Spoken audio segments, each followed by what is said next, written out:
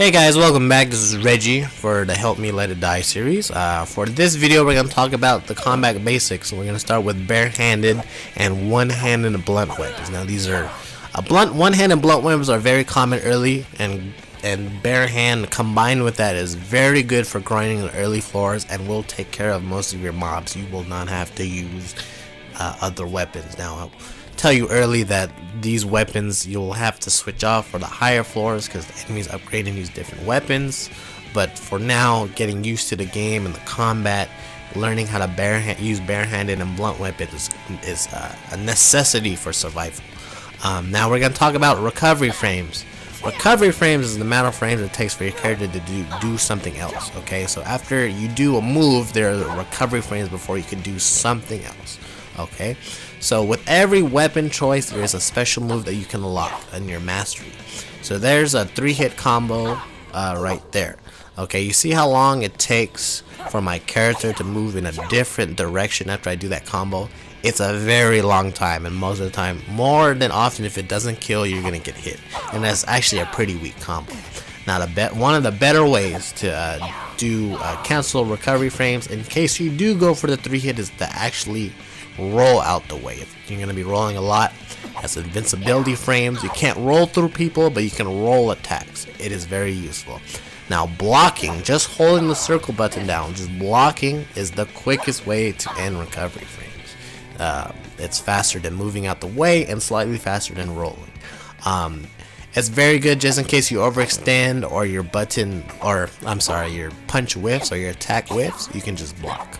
The 1-2 combo right here, just the 2 taps, is gonna be your bread and butter. Very common to use against enemies and bosses too, because you recover really fast. You can chain it and it does good stun. The 3-hit combo, you don't want to do that one. When you unlock a special attack with your unarmed, you want to do that overhand punch that you just saw.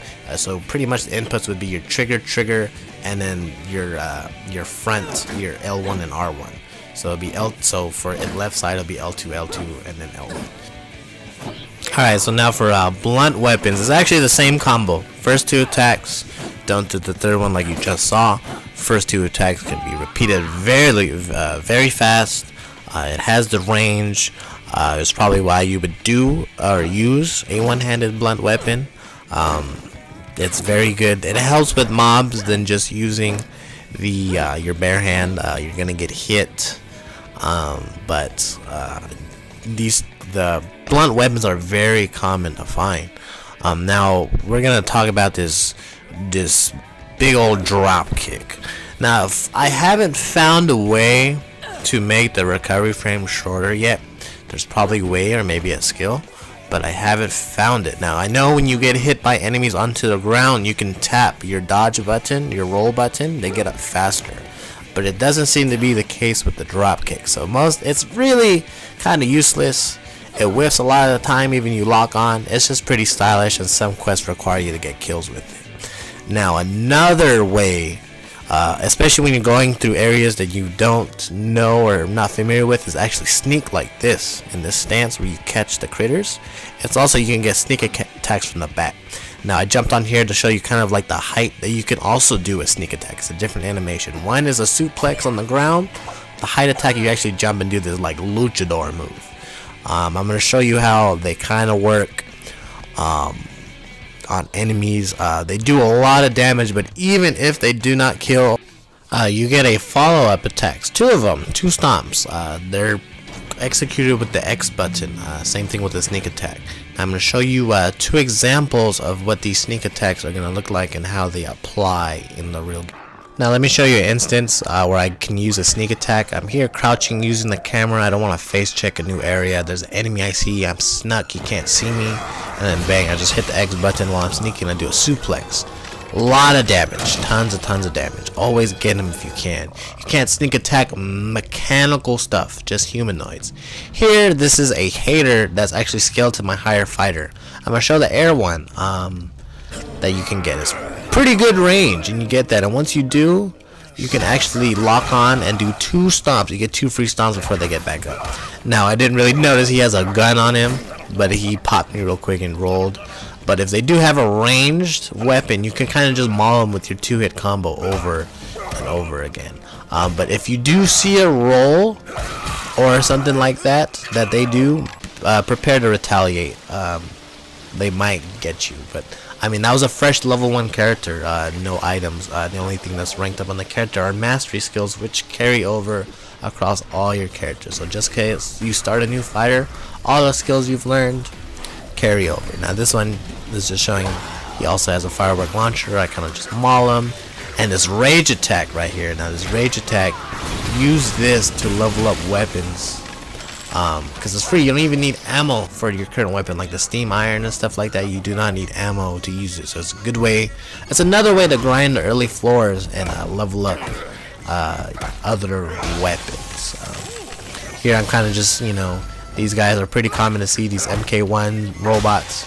You can just spam the attack, do the 3-hit combo if it kills, and you know it's gonna kill. And yeah, you're pretty good. Now here I'm just showing that you can actually use other enemies like a hater and a regular enemy to fight each other. I grabbed aggro from the farthest one. He fights the higher hater. The hater didn't see me. Now that I just let him fight it out until, you know, it's less work for me basically. And I just wait till the resets and then I go in. Realize aggro rangers are really high in this game. Pretty much they can see you if you can see them in the same direction. Another way to open up your offense and is to actually use your defense by doing a perfect guard. It requires timing. You gotta practice on the low floors to get used to it, but it's very useful on anything that you can block with.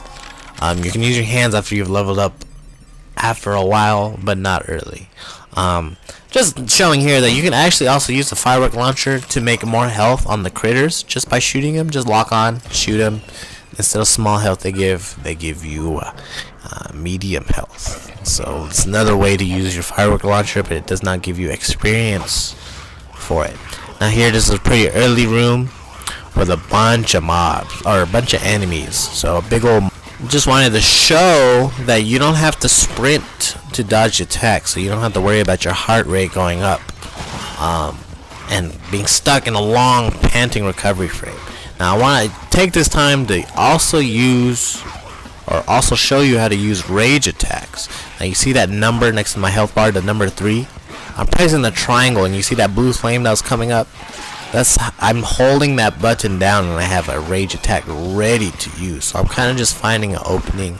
It has some type of armor through. You still take damage, but you won't get staggered. You can get hit after, but once you're starting in the animation, you can't be hit out. You can hold up to 2 or 3 in rage attacks depending on your character, and depending on the weapon you use, takes either 1 or 2 stocks.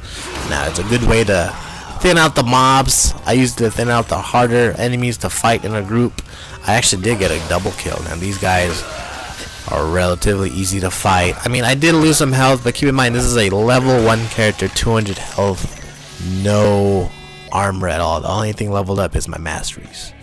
Alright, so this pretty much concludes this video on the basics of combat with some advanced tactics and miscellaneous information. You can use this to traverse through your floors and some of the harder ones when you apply all the information correctly. Thanks for watching. The next couple of videos we'll talk about going through the floors themselves. We'll see you guys soon.